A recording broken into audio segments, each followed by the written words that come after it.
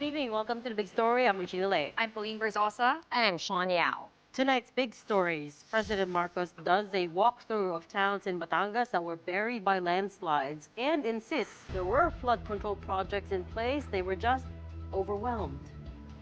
And the House asked the DOJ to put 7 officials under Vice President Sara Duterte's office under an immigration lookout bulletin in relation to the investigation over her alleged misuse of public funds.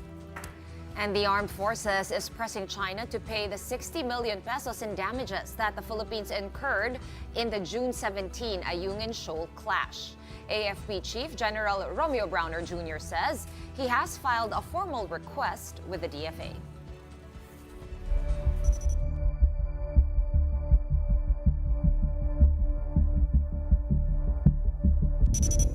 Well, today is the National Day of Mourning for the victims and survivors of severe tropical storm Christine. From October 21 to 25, intense rains inundated communities and killed more than 150 individuals.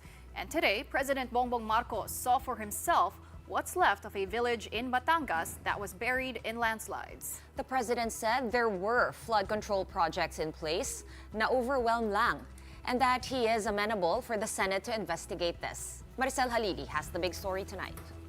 This is ground zero in Talisay, Batangas, a sleepy lakeside town ravaged by landslides that killed at least 20 people. Aside from prayers and mass, he offered the dead. President Bongbong Marcos also laid down some plans to protect the living from future catastrophes. One is a thorough review of the country's calamity response to be led by the National Disaster Risk Reduction and Management Council or NDRRMC. Layunin natin na hindi na maulit ang pagkawala ng buhay dahil sa kalamidad. Totoo na mas matindi ang mga bagyo ngayon.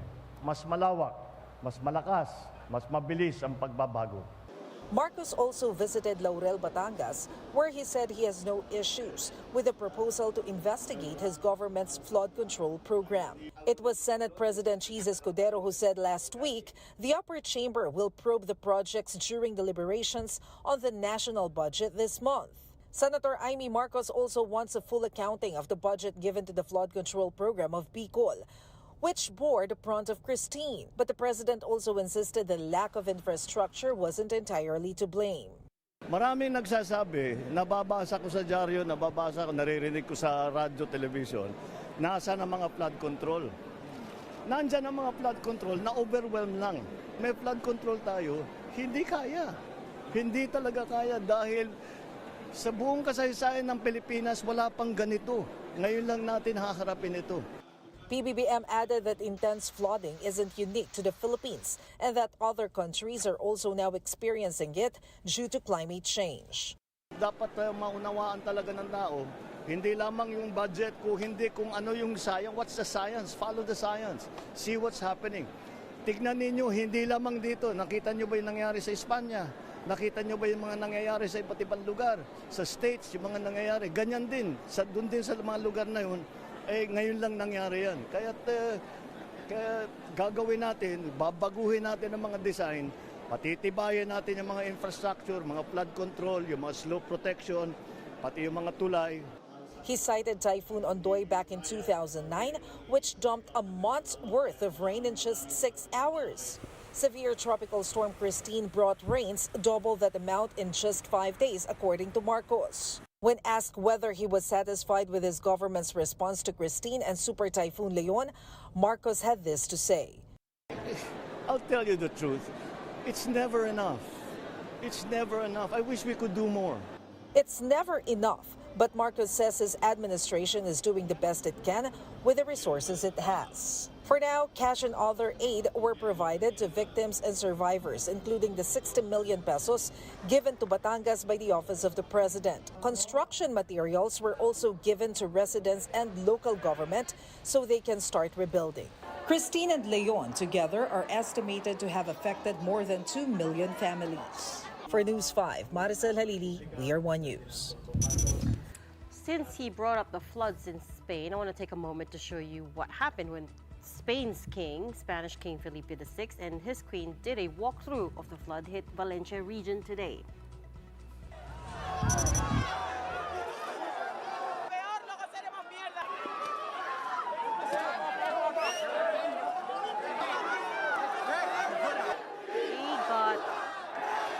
got pelted with mud and other objects and shoes and all the other things. As you can see, the residents are clearly very angry. There's a lot of anger over what they perceive as a lack of planning from the government's part and a lack of, early warning, assistance. You can see the king there. He's a tall, bearded guy talking to some of the residents. At this point, there's been more than 200 people who have died from the landslides, from the floods, and rescue workers are still digging through the debris to try to find more survivors. Hopefully, there's. Like I said, what people see as there's anger over what people see as insufficient support for this calamity from the authorities. Actually, Reg, just to put more context, in case people missed the different versions of this video that was going around social media, again, he arrived with the Prime Minister. The Prime Minister was also pelted, you're right. And a lot of people are saying they were actually wanting to pelt the Prime Minister, except the king. Maybe he was tall, he was in the way. So he did get some mud on him, but the Prime Minister, notably, did not stick around. While he was still a bit clean, he managed to get into his government car and run away, and people were really not happy. Eventually, the king, Felipe, and Queen Leticia, they started talking to the people, giving hugs even when people were really angry. That's right. And you could see them crying and really being one with the people. The thing that the people are shouting some of them are translated to in English is murder and shame. So you can see people are furious. Two things about this that stood out to me. Number one, government officials here are lucky that Filipinos are not that aggressive, huh? Like, imagine. You don't see people in evacuation centers pelting them with anything. No, not at all. People in fact, are taking still, selfies, right? People are still happy. People are still, nice and, respectful of the government officials who come to visit them at the evacuation centers. Remember that video of Congressman Villafuerte handing the cash to the old woman. She was all smiles still, even though her whole house is inundated, right? So I just want to point out the stark contrast here. Like, government officials here are lucky that Filipinos are still always happy, always nice, and it unfortunately does come back to the point about resilience, right? This is part of the whole resilience, though, is a bit abused, in my Yes, opinion. exactly. We always say Filipinos are resilient. We need but to we stop shouldn't romanticizing resilience now, right? So maybe a little bit of anger could push us in the Fire right up. direction. And the other thing that stood out to me was, as you said, the Spanish king. Eventually, they just took it. They didn't hide. They didn't run away. It was very into their Game of cars. Thrones. He was just walking and he was getting hit by mud on his face. They on took rocks. it. They kept walking, and eventually, as you said, they began embracing some of the residents, talking to them, and that's, I think, shows real leadership. Well, right? actually, even after that incident, King Felipe came out with a video statement saying he understands the anger and the frustration of the people. And there were a lot of course, questions on accountability since, like you mentioned, Regina, earlier, right? A lot of their anger stems from the late response. They were even shouting, "You're 4 days too late. Yeah. It took you 4 days to arrive and help us." So And just really ill-timed warnings. They gave the warnings out at 8 p.m. when everyone was still out and about because they do siestas over there. And they did not announce during siesta, in which case. But again, a lot of learning points from that. But unfortunately, still on the weather, there is a new tropical storm inside the Philippine area of responsibility. And yes, we are going to announce it. And it is forecast to move towards areas that were hit by Super Typhoon Leon last week. So as early as tomorrow, tropical cyclone wind signals could actually already be issued. Let's now get more details from Tropical Storm Marce from Pag-asa's Rhea Torres. Rhea, hi. Can you hear me okay? Hi, Rhea. Yes, good evening po to everyone. Hi, Rhea. Okay, first and foremost, itong si Bagyong Marce, mukhang tinatahak ang same route that Leon took. Can we expect the same sort of effects from Typhoon Marce? Sorry, ma'am, I could not hear the question. Okay, so can you hear me okay now? Yes, yes, ma'am. Okay, so Typhoon Marce, at least early forecast tracks show it taking the same kind of path as Typhoon Leon did last week. Are you still seeing the same effects in the same areas that were affected by Leon? Yes, currently, based on our latest forecast track, Marce will most likely be going through the same track as Bagyong Leon over the past few days, or what happened the past few days. And based on our current data, the rains will be mostly concentrated near the center of this tropical cyclone. And the winds it may reach up to typhoon category this coming or over the next coming days. And also, it's almost the similar scenario where it might reach typhoon category as it affects the northern Luzon area. So we're expecting huge rains, especially over Batangas and extreme northern Luzon parts, and also strong winds due to the effects of the tropical cyclone. Okay, what I'm going to ask next is, of course, are we going to be expecting Bagyong Marce to bring in a lot of rain bands, a lot of cloud bands rather, just like Tropical Storm Christine did in the early days before it even went close to land, because a lot of areas are still inundated with floodwaters from Christine.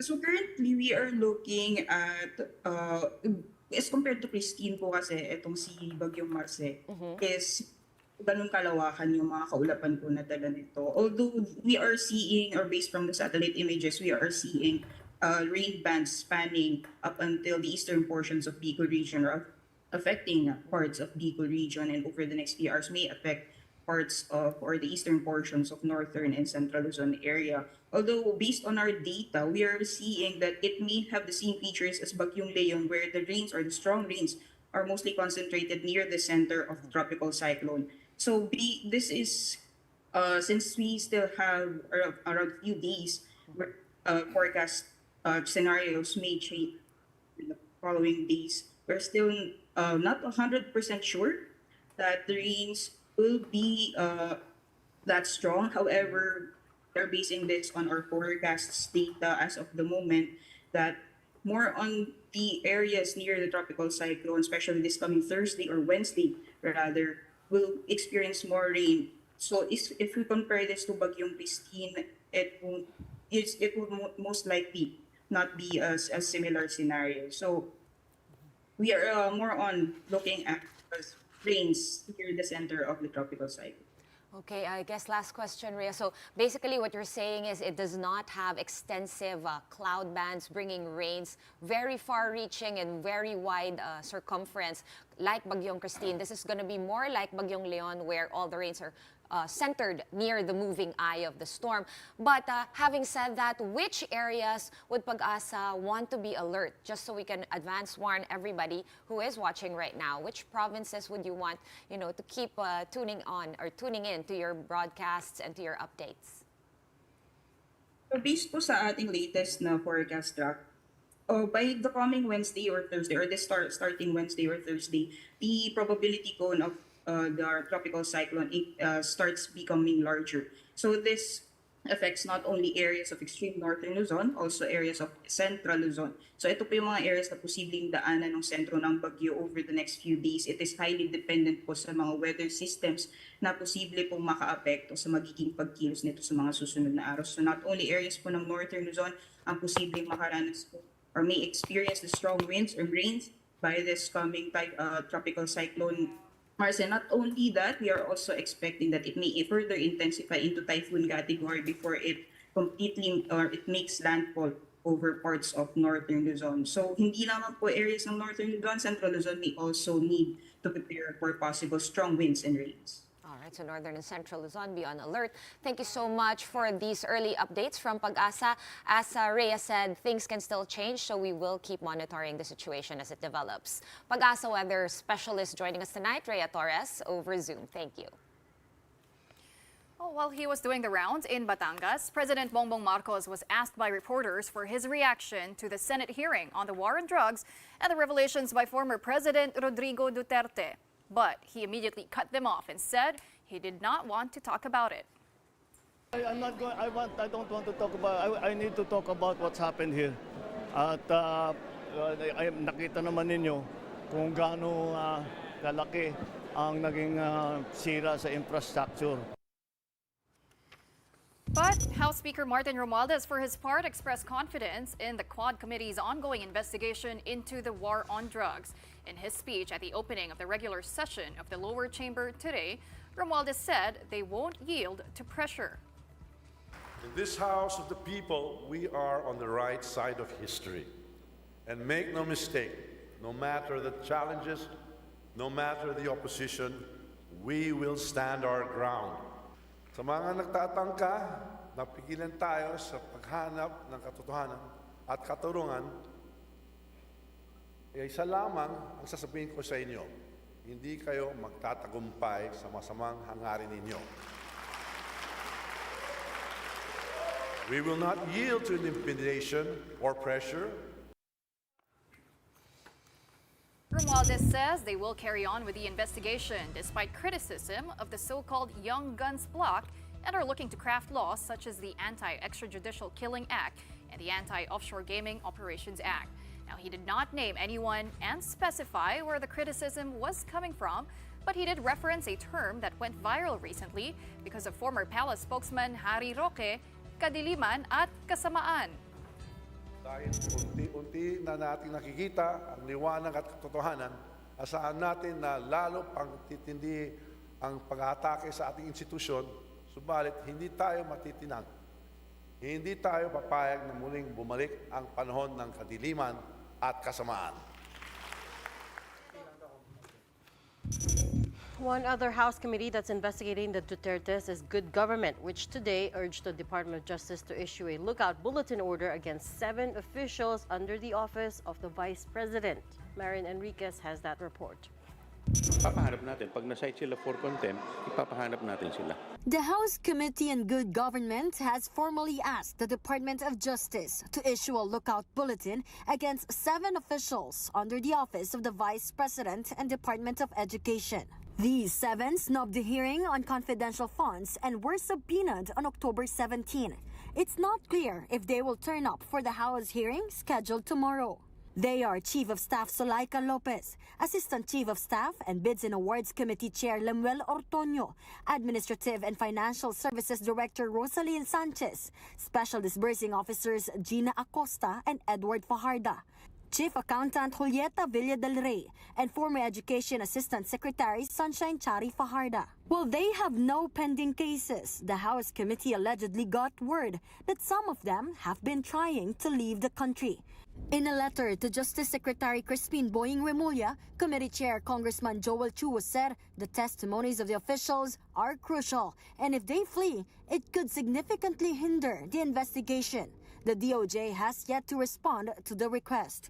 Recall that the ongoing House hearing was based off of the Commission on Audit report that found that Vice President Sara Duterte allegedly spent 125 million pesos in confidential funds in just 11 days in 2022. The Commission on Audit has issued a notice of disallowance on 73 million pesos out of the 125 and directed Duterte, along with their staff Acosta and Villa del Rey, to return the amount to the government. In addition, one of the key findings at the last House hearing was that 16 million pesos was used by the OVP to lease 34 safe houses that cost around 91,000 pesos daily. Duterte has long argued that all these efforts to bring up her office's use of confidential funds were just meant to malign her reputation. House Deputy Majority Leader Bong Teves says this is one reason Duterte's trust and performance ratings have been declining. Pag patuloy ka nagtatago at patuloy mong hindi sinasagot yung mga tanong na dapat mong sagutin, talagang bababa ang rating mo dahil paano ka pagtitiwalaan ng ating mga kapwa Pilipino kung hindi mo sinasagot yung mga tinatanong sa'yo? An immigration lookout bulletin instructs the immigration officers to alert authorities should the subjects attempt to leave the country, but it does not prevent the person from leaving. Only the courts can issue a hold departure order. For News 5, Marian Enriquez, we are One News. We're going to take a short break, but coming up next, amid deep divisions, the United States will be voting for its next president in just a matter of days. We'll talk about this with geopolitical analyst Don McLean-Gill when the big story returns. Keep it here on One News.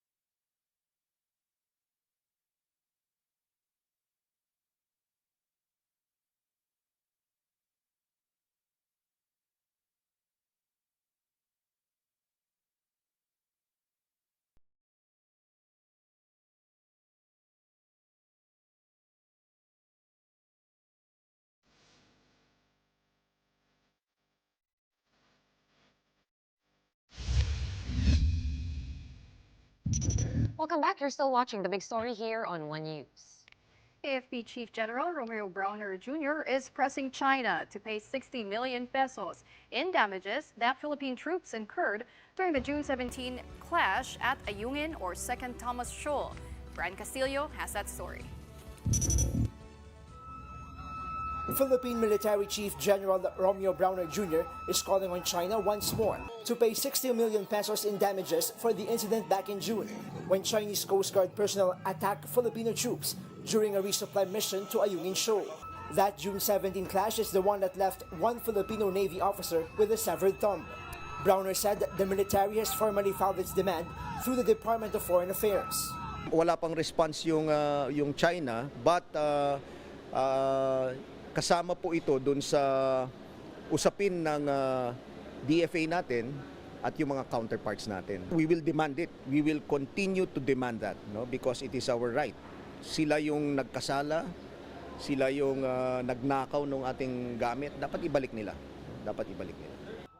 The 60 million pesos will cover expenses for the damaged inflatable boats and equipment, as well as for the 7 rifles the Chinese took. But it doesn't even compensate for the injury of the Navy servicemen. Apart from Seaman First Class Jeffrey Facundo, who lost his thumb, at least 7 other personnel were injured during the clash.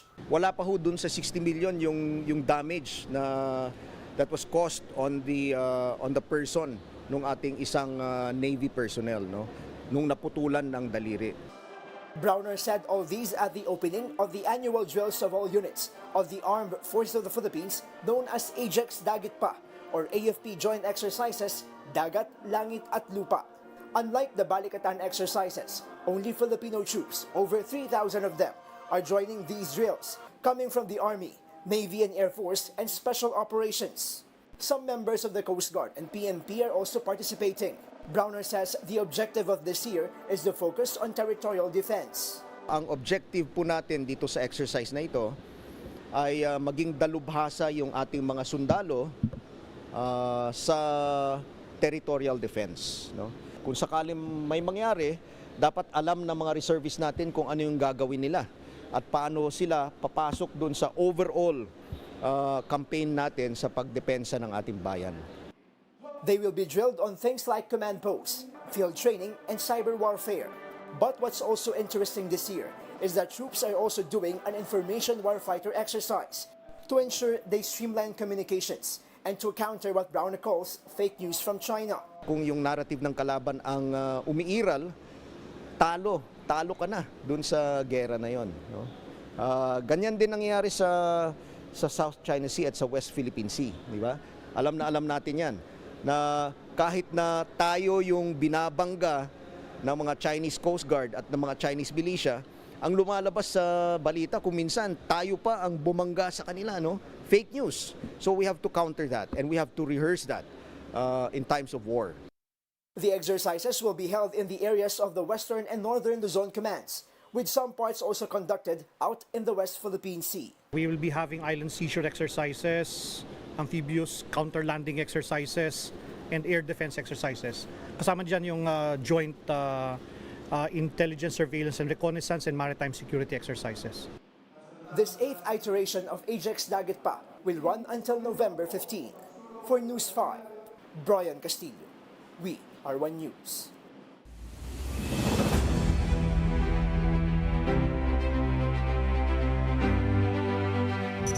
In the United States, it is the eve of the presidential campaign that has divided Americans more deeply than ever, and it will be a battle down the wire between Kamala Harris and Donald Trump.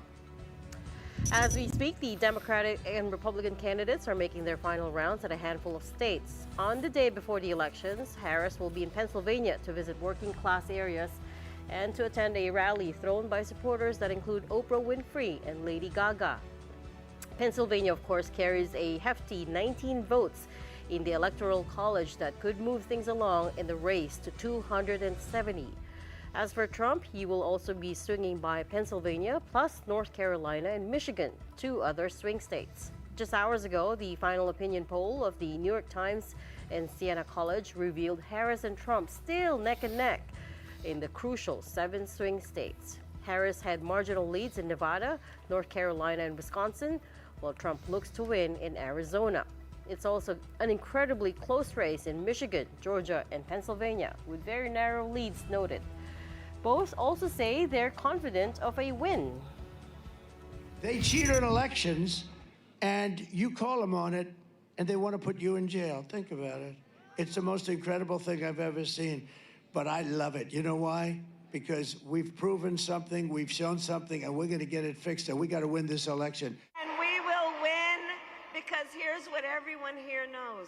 When you know what you stand for, you know what to fight for.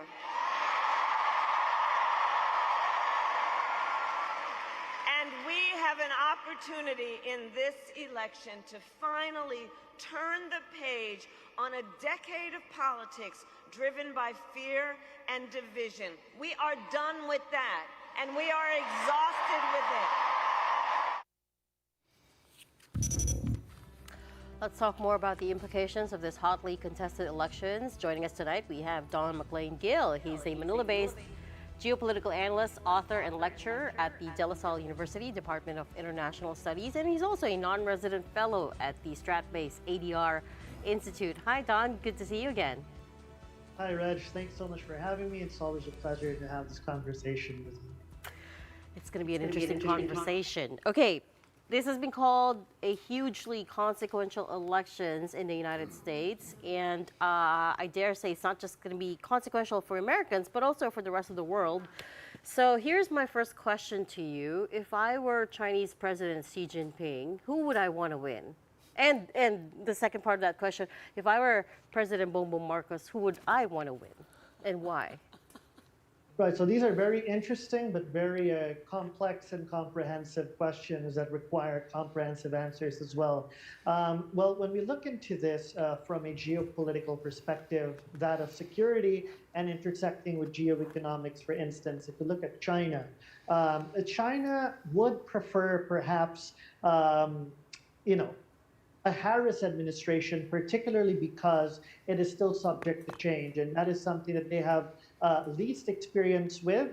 They would rather see perhaps some sort of continuity with that is currently being demonstrated under the Biden administration. And they may have some reservations about the unpredictability of a Trump administration. But on the flip side, you could also say that the Biden administration has in fact been quite robust. Institution building, security arrangement cooperation that has significantly impacted the security calculations of China. However, what we can actually see is that under the Trump administration, in fact, there were more robust policies as well that were largely pushing back against China's expansionist claims, particularly in the West Philippine Sea. So in both scenarios, really, there are negative implications and perhaps some positive implications for Beijing. But of course, it will depend on the nature and the trajectory of structural conditions that would impact the region. And if you look into the Philippines, for instance, I'd like to say that the Philippine-U.S. alliance would remain relevant regardless of who is in charge. But of course, one important thing that we of course, would be the nature of how we would deal with the United States, be it a Harris administration or a Trump administration. If we look into a Harris administration, we would see a relatively more continuity in institutional building, but at the same time, there is also that emphasis on the global South issue and addressing the U.S.-China power competition through capacity building.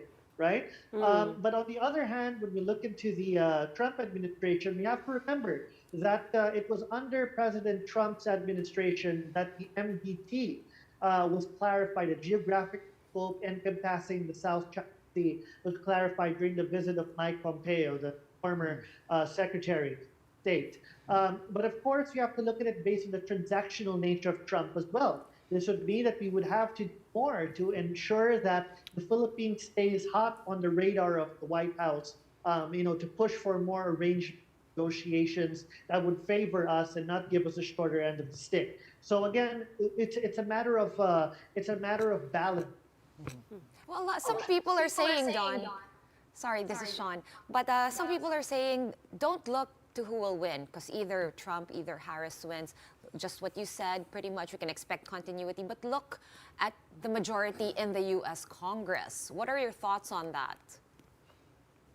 Right, and pleasure to speak with you as well, Sean. I hope you're doing well. Now, we have to understand that, of course, the Congress remains robust as a major check and balance to the overarching foreign policy institution of the United States. And in fact, it's not just the Congress, what certain American political scientists address and call as the blob, for instance, is the overarching institutional force field that continues to constrain the level of which U.S. foreign policy in particular could radicalize. So to say that, for instance, Harris or Trump would significantly radicalize and revolutionize U.S. foreign policy, I don't think that would be on the table, particularly because of the strength of the existing institutional makeup of U.S. national politics. So we would expect, at least for both potential candidates, to stay within their particular margins without significant radical shifts. Okay, Don, let's talk about the Filipino Americans. What do you think are some of the possible factors that they will take into account or should take into account when they choose their U.S. president? Well, right. I mean, there have been several reports that have actually highlighted the significance of Filipino American community in the major swing states or the areas of contestation. Nevada, for instance, right? So this is an opportunity as well for the Filipino American community to enhance their influence within, the trajectory of U.S. national politics. But of course, like many other Asian American communities, there is a challenge here of maintaining a cohesive position towards a particular party, right? So that's the same for other Asian American communities as well. But from the last report that I've seen, I think there's more of that tilt towards the Democratic Party, for instance, among the Filipino American communities there. But of course, there is a lot at stake, particularly when it comes to issues of immigration, issues of socioeconomics. And then when it comes to the socioeconomic issue, I really feel that either president, has not really demonstrated a clear-cut plan on the socioeconomic trends. So in that regard, it's something that we would still have to see how it would slowly unfold. But when it comes to the influence of the Filipino American community, I think that the influence is now becoming more and more enhanced and realized, but it's a matter of mobilizing collective efforts as well to make that influence sort of operational at the national political level. Harris's plan to raise up the middle class, that's not something that resonates with you, because you mentioned that neither candidate, as far as you think, have really laid out a clear socioeconomic agenda. Reg, sorry, could you repeat that again, please? I meant with Harris, she's talked about in the debate, she's talked about her plan to raise the middle class. And, yeah, there's a bit of a static. I couldn't. Okay. Okay. Now it's good. Yeah, okay, yeah. Perfect. Okay, so I was saying that Harris, during the debate, had talked about raising. I lost you again. Oh no. All right. Yeah. Let's try one more time. Let's try this one more time. So, I was talking about middle class in the U.S. and how Harris had talked about raising the middle class and providing more jobs, and whereas Trump has talked about cutting taxes for the wealthy. So with Harris, with the plan to raise the middle class, that hasn't resonated with you because you mentioned not really the uncertainty over both candidates' agenda, socioeconomic agenda. Right. Thank you. And the socioeconomic aspect is still relatively unclear. And raising up the middle class is in fact very important in societies such as that in America. And that would be a huge significance. But if we talk about, for instance, Trump's prioritization of tax cuts, for instance, there are several economists that have actually cited the potential that could harm the U.S. economy more in terms of inflation, for instance, and all of that. And we have already seen, that sort of unfold in the past few years, for instance, where, under the Trump administration, if there would be a Trump 2.0, for instance, there's that idea to bring that back into the national economic plan of the United States. So there are, of course, speculations on whether this would actually do more harm than good for the national economy. Okay, Don, I heard you use the word geoeconomics earlier, and I know you're a geopolitical analyst, but as we know, these things are often entangled in many, many ways. In terms of, slumping global growth, who would be the better U.S. president to handle all those headwinds and face them head on? You're forcing him to show his political colors. No, I mean, not necessarily, but we could look at it based on the level of commitment towards institution building at the economic front, right? So if we talk about global economy, what could channel and provide a positive stimulus for the global economy is to provide more pathways, more options, and more proactive measures that would allow states to actually be able to together reorient and diversify supply chains, ensure economic sovereignty in all these, right? So, but one issue is that under a Trump presidency, there are concerns whether the level of transactionalism would in fact impact the nature of global economic cooperation, right?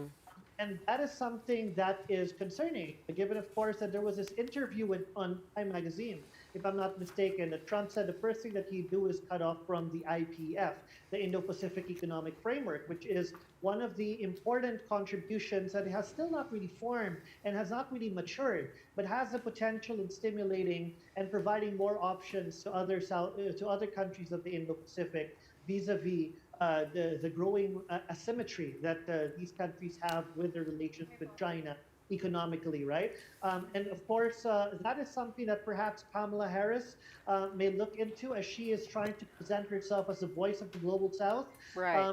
For instance, when talk of the U.S. engaging with Africa, it was the vice president that actually went to Africa and engaged with the several countries there, despite the fact that it was President Biden who made the promises, right? So I think we can see that level of inclusivity. But again, it's still too early to tell. And depending, of course, on the overarching structural dynamics that would unfold. Right. Don, last question.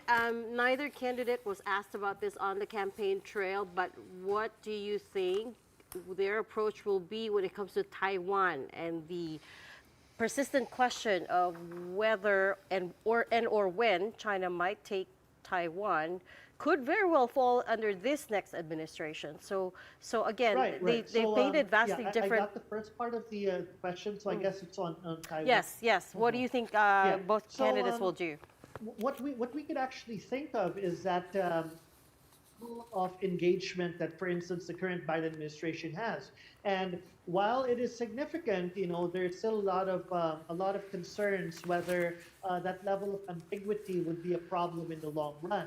Whereas when we look into a Trump administration, there are equal concerns of whether Trump may forego key areas of commitment, such as Taiwan, if, for instance, the U.S. and China would be able to have some sort of robust economic arrangement that would be to the interest of the United States. So these are some of the scenarios that may unfold. Under the Harris administration, more continuity that we are seeing under the Biden administration. So it's engaging with caution, and of course, continuously building on the capacity of Taiwan, for instance. So I think that would remain central under the Harris administration, but that the U.S.-China competition is also within her radius for the Indo-Pacific. But again, the level of transactionalism that Trump has brings out more caution whether it has the capacity to forego certain areas of Taiwan for economic gains, the America First positioning. So these are some scenarios that we could think of, but these are not the exclusive and the only scenarios, and it would have to unfold as we go on with the whoever wins. Still lots of big questions out there. We're going to have to leave it there for tonight. We thank you so much for your time, geopolitical analyst and lecturer, Don McLean-Gill. Right, before we go, here is our big picture to kick off the week. And it is the viral motorist that used the EDSA busway with a vehicle bearing a protocol plate number 7. But that's not the issue here. It is what the motorist did after being apprehended last night. The driver of that vehicle, bearing the number 7 protocol plate, which is reserved for senators, fled the apprehending enforcers and reportedly nearly ran over one of them. The enforcers claim that the passenger of the vehicle even flashed a dirty finger at them. Senate President Francis Cheese Escudero has asked the Land Transportation Office to name the owner of the SUV that figured in this incident. However, they haven't actually figured out. Reminds me of the Chavit episode. And also the Cheese Escudero episode. Oh, I don't remember He had the his Cheese own Escudero episode. one. Yeah, there was a PBA player among the notable ones. Remember that, Pao? Before he became Senate President.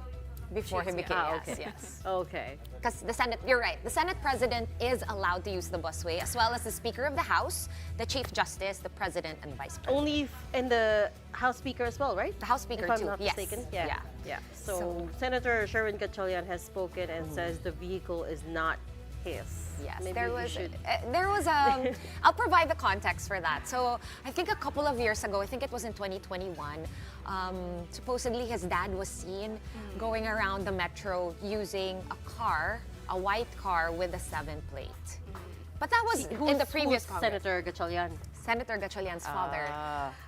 So that's where this rumor is coming from, because the car is also white. But the LTO already issued a statement, guys, and they have said that the plate is fake. Oh, okay. So it doesn't belong to a senator. It does not. Okay. Having said that, so that's a double offense. Yeah, so it using is. the busway Using the busway. and fake license fake plate. and being rude And being rude to an almost enforcer. killing or running over the enforcer. Or not killing, but they really tried to run over, which is over. what prompted the other enforcer to release the video, because there were 2 of them at that time. Got it. Okay, Maybe so we might have to, just like you remember that episode of the guy who pulled a gun Yes. on someone in EDSA, the cop, the Yeah, ex-cop. the ex-cop. I can't remember his name anymore. Maybe we're gonna have to name and shame people then. I think so too. And also, I think all the online sleuths right now, they're all like, Twitter, do your thing, Facebook, do your thing, look for this look person. for this because For the vehicle, yeah, but if it's a fake license plate, how do you do that, right? There that's gonna was be hard. a photo of the guy in the passenger seat, so they have like kind of slowed down that video so the a lot. internet. Yeah. You'll be has to surprised do what its- the what the internet netizens can do when they do. can find. I know it's pretty scary. I mean, they're talking about recalling that incident with the ex-cop who pulled a gun on someone. It's the internet got found the that too. internet, The yeah. internet found his name eventually. And even our very own PNP, I think they rely heavily on Facebook. So, ingat-ingat sa kung anong pinapost ninyo. Baka bumalik sa inyo. I don't know what it is about the IDSA busway that people don't get, that you can't traverse. It's not for you unless... You know what? While we're on the subject, I did notice though a lot of people, a lot of big, expensive SUVs also pulling really gawangwang moves back on EDSA. Not in the busway, but it's still enough to, cause a panic. Okay. So, I guess that's a lesson here. Again, reminder that only a very select few people are allowed to use the busway. And also, if you get caught, to not offer rewards, which is what former Governor Chavit Singson did to the authorities. I don't know if they ended up accepting it, but They it was did, cast but in a they're- bad light, yeah. right? They did, but it had to be the MMDA to receive it and not the enforcers themselves. Okay, that was the big picture, but starting tonight, there is a new show that'll come on right after the big story. Now, it's for all kinds of sports fans and enthusiasts out there, and it will not only catch you up on the day's biggest sports stories, but it will also give you a play-by-play too. Okay, let's just do this, guys. Yeah. Why don't we allow the show's hosts to tell us all about it? We have with us, actually, they're just across us right now, Andre Felix and the Cheska camera. Liton. Hello. Hi, the camera. Hi, hello. Cheska Liton Calao, Andre Yes. Felix, welcome to the Thank studio. you so much. Yes, we are so excited because again, later, in just a few minutes actually, we are going to be going on live with the first episode of Play by Play. We are going to be bringing you the latest in sports news. As she said, I'll just follow her lead. Thank you, Tita Sean, Madam Reg, and Boss Pawi. Madam? Thank you so much. Why am I Madam? And if you're done with the show, anytime we're ready. And all the sports fans, stay tuned, buckle up, wear your seatbelts. We're gonna have a fun ride. First episode tonight, play by play. Cheska Liton Calao, Andre Felix, live on One News. This is something we can look forward to every night, right? every I mean, having our daily sports fix at the end of the day when all the leagues and the games are done. It's nice to catch up on the highlights, final the score. results. Yeah. But I also like the fact that it doesn't just catch you up, like you said, on the day's news. yeah. It's Yeah. a play-by-play. I really like the name, actually. Thank you, thank you. And by the way, we'll be having guests tonight. Best import again, the Governor Scott Ronde Hollis Jefferson will be on the show, as well as Coach Jeff Napa with an upset win against UP. Sorry, Pauline. All right, so that's what you guys can expect and look out for at 9:30 every Monday to Friday. But Big from the guest three of- tonight. Big guest tonight. Is he here? Okay. All right. Thanks, girls. We're gonna sign off and leave you guys to Andre and Cheska. That's it from us three at the Big Story tonight. We are One News, all sides, all the time. Thanks for tuning in. Have a good night. And watch play-by-play.